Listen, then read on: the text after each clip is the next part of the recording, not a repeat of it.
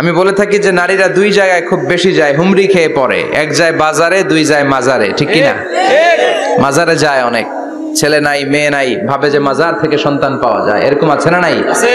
রব্বুল আলামিন বলেন ইয়াহাবু লিমান ইয়াশাউ ইনাসান ওয়া ইয়াহাবু লিমান ইয়াশাউ যুকুর আও ইউযাওয়িজুহুম যুকরানা ওয়া ইনাসা ওয়া ইয়াজআলু মান ইয়াশাউ আকিমা ইন্নাহু আলিমুন কাদির। তিনি যাকে চান তাকে মেয়ে দেন।